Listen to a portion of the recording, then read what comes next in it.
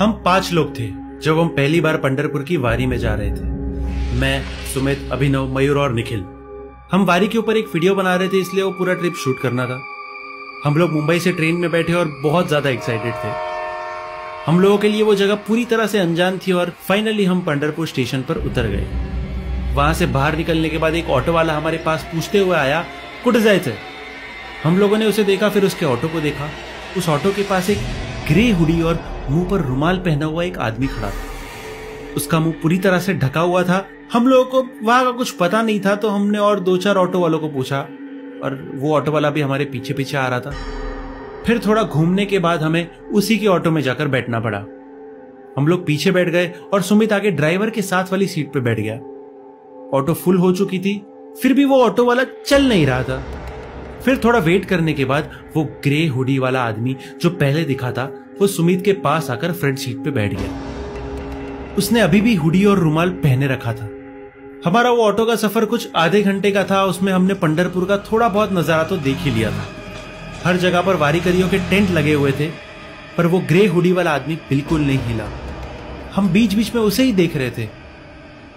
थोड़ी देर बाद हम हमारे होटल पहुंच गए। शाम हो गई थी और हम दिन के सफर से थोड़ा थक गए थे। अगले दिन सुबह जल्दी उठकर बस भी पकड़नी थी, इसलिए हम जल्दी खाना खाकर सो गए और अगली सुबह जल्दी से उठकर हम लोग बस के लिए निकल गए। बस टाइम पर आ गई थी और हमने हमारा सारा सामान ऊपर रख दिया और बस शुरू होने का वेट करने लगे।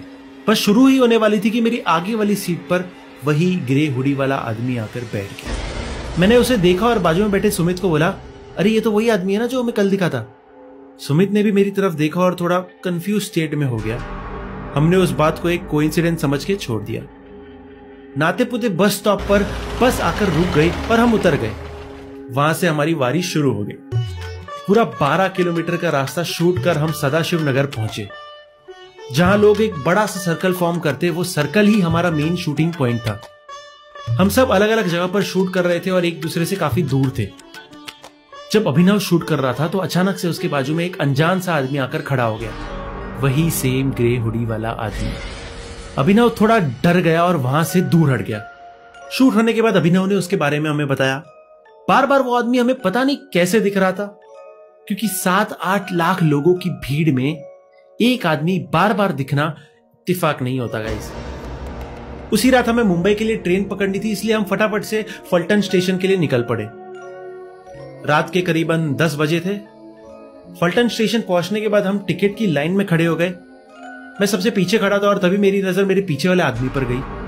वही ग्रे हुडी वाला आदमी ठीक मेरे पीछे खड़ा था। वो देखकर मैं लिटरली डर गया और वहां से हट गया। टिकट लेकर हम प्लेटफॉर्म पर पहुंच गए। ट्रेन को आने में अभी थोड़ा वक्त था। स्टेशन पर पूरा सन्नाटा छाया हुआ था। स्टेशन पर एक भी आदमी नहीं था। हम स्टेशन पर थोड़ा आगे गए। वहां एक बेंच पर हमने हमारे सारे बैग्स रख दिए और उस आदमी के बारे में सोचने लगे। वो चोर, गुंडा, खूनी कोई भी हो सकता है। सुनसान सड़क पर हम सिर्फ 5 लोग थे। पता नहीं वो आदमी टिकट लेकर कहां चला गया। तभी ट्रेन का हॉर्न बजा। पता नहीं क्यों, पर ट्रेन को देखकर हमें थोड़ा सा रिलैक्स फील हुआ। ट्रेन स्टेशन पर आकर रुकी और हम उसमें चढ़ गए। अंदर पूरी ट्रेन भरी हुई थी, इसलिए हमने हमारे सारे बैग सीट के नीचे रख दिए और हम फिर डोर की तरफ आ गए। अभिनव सबसे आगे खड़ा था, लेकिन एकदम से वो डोर के पीछे छिप गया।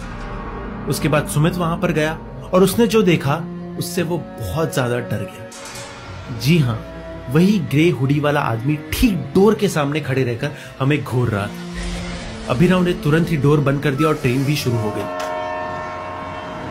हम सारे तभी एक्चुअली बहुत डर गए थे। वो चोर वगैरह नहीं है ऐसा सोचकर हम और डरने लगे। थोड़ी देर तक हम सब शांत खड़े रहे। फिर थोड़ा आगे आने के बाद अभिनव और सुमित डोर पे खड़े थे। मयूर और निखिल सामने वाले डोर पे बैठे थे और मैं पैसेज के गैप में सपोर्ट लेकर खड़ा होकर विंडो के बाहर देख रहा था। हमारी बातचीत ऐसी ही चल रही थी कि कुछ देर बाद मेरे पीछे से एक आदमी आया और सीधा वॉशरूम में घुस गया। उसे देखकर मेरे रोंगटे खड़े हो गए। वही ग्रे हुडी वाला आदमी जो मैं पूरे सफर में फॉलो कर रहा था। हम सब एक दूसरे की तरफ देखते रहे। डर के मारे हमारे पसीने छूट रहे थे। समझ नहीं आ रहा था कि क्या हो रहा है। एक आदमी एक ही हुडी पहनकर हमें अलग अलग जगहों पर कैसे दिख सकता है। अब मैं ये तो समझ गया था कि ये कोई कोइंसिडेंस नहीं हो सकता। जो भी कुछ हो रहा था बहुत डरावना था, ना हमें कुछ समझ नहीं आ रहा था। थोड़ी देर बाद वो आदमी बाहर आया। मुझे उसे देखना था, लेकिन हमारी उसकी तरफ देखने की ठीक से हिम्मत भी नहीं हो रही थी। हमें लगा ये अंदर चले जाएगा, लेकिन वो आदमी ठीक हमारे पास आकर खड़ा हो गया। हम सिर्फ डोर के पास देख रहे थे। डर के मारे मेरे पसीने छूट रहे थे कि अब ये क्या करेगा। फिर हमने डिसाइड किया कि हम अगले स्टेशन पर उतरकर दूसरे डिब्बे में चढ़ जाएंगे। नेक्स्ट स्टेशन आया और हमने डिब्बा चेंज कर लिया। हम लोग उस दूसरे डिब्बे में बैठकर बस यही सोच रहे थे कि आखिरकार वो आदमी कौन था। हम जितना उस आदमी के बारे में सोच रहे थे, हमें उतना ही डर लगने लग रहा था। सफर लंबा था, इसलिए कुछ ही देर में हम सबकी आंख लग गई। लेकिन कुछ ही पल में मेरी आंख एक अजीब सी आवाज से खुली। वो लोहे के किसी चीज पर रगड़ने की आवाज थी। मैंने जैसे ही अपनी सीट से उठकर देखा तो ट्रेन का पूरा डिब्बा खाली था। मैंने सुमित और अपने बाकी दोस्तों को उठाने की कोशिश की, पर वो बहुत ही ज्यादा गहरी नींद में सो रहे थे। तभी मेरी नजर ट्रेन की आखिरी सीट पर बैठे एक पैसेंजर पर गई और उसे देखते ही मेरी रूह कांप गई। ट्रेन की आखिरी सीट पर और कोई नहीं बल्कि वही ग्रे हुडी वाला आदमी बैठा, और वो अजीब सी आवाज उसी के पास से आ रही थी। मुझसे अब और सहन नहीं हो रहा था। आखिर कौन था वो आदमी जो सफर की शुरुआत से हमारा पीछा कर रहा है। फाइनली मैं हिम्मत जुटाकर उस ग्रे हुडी वाले आदमी की तरफ गया, और जैसे ही मैं उसकी सीट के पास पहुंचा तो मैंने देखा कि उसके हाथ में एक बहुत ही बड़ा सा चाकू है, और उससे वो ट्रेन की सीट पर कुछ लिख रहा था। जब मैंने ध्यान से देखा तो वो मेरा नाम लिख रहा था। वो देखकर मैं सुन्न पड़ गया। मैं चुपचाप वहां से पीछे होने लगा कि तभी मेरा पैर ट्रेन के फर्श पर पड़े एक चिप्स के पैकेट पर आया, और उस आवाज से वो हुडी वाला आदमी तेजी से पलटा। उसके सर से हुडी उतर गए और उसके चेहरे पर अब कोई भी कपड़ा नहीं था। हुडी के उतरने के बाद जो मैंने देखा उसे मैं आज तक नहीं भुला पाया। उस आदमी का मुंह बीच में से कटा हुआ था और उसकी आंखें एकदम सफेद थी। इससे पहले मैं कुछ कर पाता, उस आदमी ने उसी चाकू से मुझ पर हमला कर दिया। उसी समय मुझे अचानक सुमित की आवाज आई, जैसे वो मुझे पुकार रहा हो।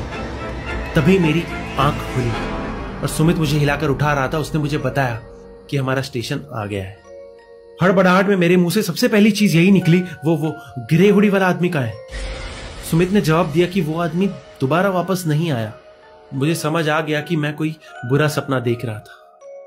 उस दिन के बाद से वो ग्रे हुडी वाला आदमी आज तक मुझे कभी नहीं दिखा। दोस्तों, आपको क्या लगता है कौन था वो आदमी, और बार बार हमें क्यों दिख रहा था?